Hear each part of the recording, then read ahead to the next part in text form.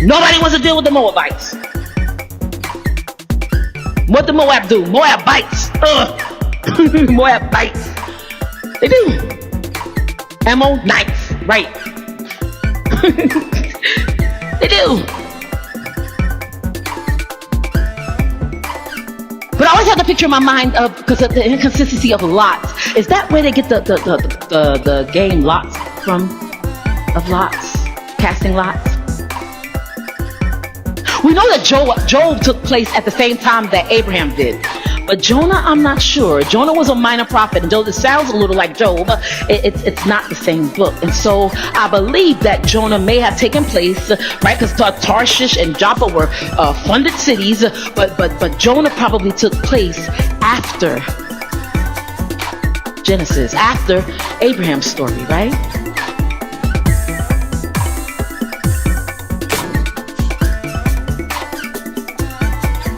My question is, was it, because you always hear the statement, it's accounted to him as righteousness, or accounted to him for righteousness. But Bible says Job was a righteous man. I always said if Abraham was really God's friend, why did Job get his name, or they were created at the same time, right? The story happened at the same time. Why did Job get his name on the book, but Abraham did not? Abraham was just a part of Genesis. Could it be that Abraham was, from that thing that he did, when you get away from your family and from your father's countrymen, right? Your father's household, right? Get away from them. Or could it be that one thing, taking, when God said leave behind, taking it with you, could that one thing have caused him not to be righteous, but to have an account for it, so he could put money in it? I need to put money in my account because I am deficient in it. I am bankrupt in it. I don't have no righteousness for it. And Job, though, was a righteous man, he did not do it. When God told him to do something, he did it. He questioned God, but he did not disobey him outrightly. And then Abraham forgot to meet God at the tree. So again, we got these lots, and we got another tree. They were sitting up underneath the tree, leaning on the tree and eating. Jesus said, I will be back this time next year, and Sarah will have a child. Somehow, Abraham forgot his meeting. He didn't put God in for that time slot. What he heard was, when Jesus said, I will be back from this time next year, I will be back this time next year. Abraham didn't hear that. What Abraham heard was, Sarah won't have a child. What makes me righteous? Complete and total obedience. Whether I'm spew or tree or withered leaf, I must be obedient. I must follow the call that I'm given and do it properly. My only inference is all of the trouble that Abraham went through as a result of what happened to him stemmed from, I would say there was a stemming and a birthing in Lot. Why? Because it would have been no Sarah and Hagar situation if it wasn't for Lot.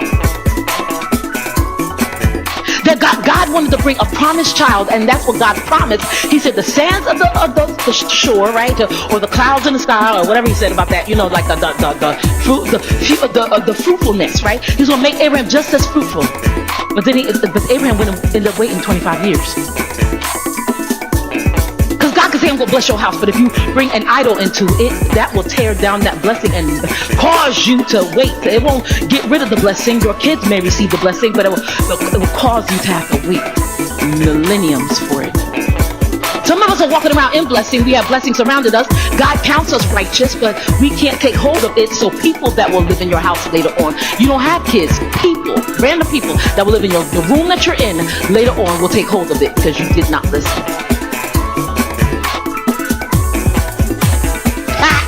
Isn't it fun? I said, no, that makes sense for being the reason why Abraham might have needed an account. Because Job was righteous, Abraham needed an account. Okay? That might have made sense. Could that be why we draw lots? They draw lots. It's sort of like a gambling type thing. They even drew lots at the cross of Christ over his clothes. They drew lots to see who got what. How disgusting is that? They made his clothes of no worth. They made him of no worth by taking what he would use to cover himself and then make himself, because they crucified him naked. I heard about that, and I wanted to do some things to some people. Just the first couple people I saw when I heard it. Duck. That's it. That's the only thing I can tell you is duck. If I hear something like that again, duck. that's my order of operations. That's what I tell you to do.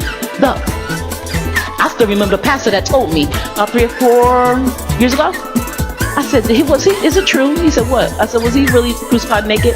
He said, that's the story, yep. I want to hurt some people. Because I felt like I want to take back what he lost. You took from him, now I'm going to take from some random people. I'm just taking from some people. How the hell? Lots will get you in a whole lot of trouble. Randomly going out and doing things to take revenge or vindicate yourself or vindicate someone else never makes sense. Because by the time you do it, no one ever realizes why you are doing it. And no one ever puts 2 and 2 together like you do in your head. Why? Because the enemy speaking to you, making you spew. I said, okay, that's a picture of Lot. Going back to Jonah. Just a picture of something just inside Jamie's head. Bloop, bloop, bloop, bloop, bloop, like a bubble, right? Inside Jamie's head. Going back to Jonah. It's fickle. Lots of fickle. And nobody was seeking God like they should have been. Then we talked about commonality and the nauticality of being on a boat together. They were on the boat together, but they still did not speak the same language. So they were worshiping God. They were worshipers of their gods, but only one person was worshiping the real, true God. And the funny thing is, when Jonah said, I know why this is happening. I know it's me. It's me. You have to throw me in. They listened. People that worship other gods don't want to hear what you got to say. They think their God is a God. It could be a can of soup, an empty can of soup. But they think their God is a God. And so they'll put your God before the real God. And as a result of it, when they don't get what they or think that they're supposed to get out of it, they blame you and become intolerant against you. And then they say you are being intolerant. There's something wrong with your tolerations. Because they didn't get what they thought they should have get when they worship their God and you worship your God and they are jealous of you. You are in the intolerations. Stupid. So anyway, I can't even. I laugh at it and I kick it like the tin can that it is. It's a tin can. You realize you're worshiping a statue? That's a tin can. It might as well be a tin can. That ain't even real gold. I said, Miss Melanie, if they bit on that thing, it's fat. If they bit on it, they wouldn't even get no money for it. You can't even pour on that. Nobody will take it. What do I do with this? What is this? Good. Put some soup in it. Use it as a bowl. That's all you get out of it. It's a big belly. Turn the belly upside down and eat soup out of it. Yeah, good. I'm telling you the truth. But nobody's seeing God until it benefits them. And so in them getting away from the Lot, and the Lot pointed to Jonah, he said, throw me in. They were, oh yes sir, your God is real. They became followers then because the God walked away with them. He walked this way with them. They felt like the God was on their side. No. Jonah's God was just against him. He wasn't on your side. If you got mercy out of it and it led you to him, okay, that's a nice byproduct, but he is working for a bigger people, a bigger area. He's working to get some influence, not just affluence in it. He wants those people. That's a great people. You're just a tin can worshiper. You're a nice byproduct, but you are not. I don't think he was shooting for you. The cross already, here's a picture of it. The cross already shot for me. But if I don't want to believe it, if I get saved, if I get the opportunity to get saved again, that's a benefit for me. But Jesus ain't shooting for me no more. Because Jesus already did it on the cross at Calvary. When God said just now, he said, when I say it's finished, I mean it is finished. I'm not fighting no more your battles. This is your job now. He gives us all we need to speak. He gives us all we need. All I do is speak to my mountain. Foot, get yourself together. Even though my foot hurts, the pain is, and I had a fibromyalgia attack yesterday that was terrible. I let it out a little bit on a prayer call because I said, if I sound like I'm not making any sense, it's because it affects even my mindset and the way that I talk. I'm in that much pain. I can't function.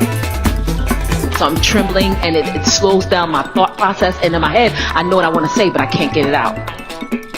My blood is burning. It's bad. And it was so bad, it caused my foot to even act up. But even in that, there's no excuse. Even in that, if I'm offered the opportunity, I will never go to God and say, oh, I blame you for this. Because then I become spew. Spew. Jonah's on his way in the water. They pushed him in. Whatever. Jonah, we believe you. Whatever you gotta say to get in that water, to get you a nice bath, whatever. You want a loofah? Jonah need some olive oil? No? Okay. See you. Can we keep, you brought some rice on board. Can we keep the rice? What? Get in. Get in. Get in. Jump into my nightmare. The water's warm. He jumped in and a fish met him. And they watched the fish swallow him. I think though, they didn't see him come out of the fish. They didn't need to see Jonah's tomorrow to believe God in his today. I see what's going on with you today, right? But it's so powerful and it's just awesome. God is doing great things in you. I see what's going on in you today. I love my church for that reason. You can see what's going on in these people today. I don't need to see that tomorrow.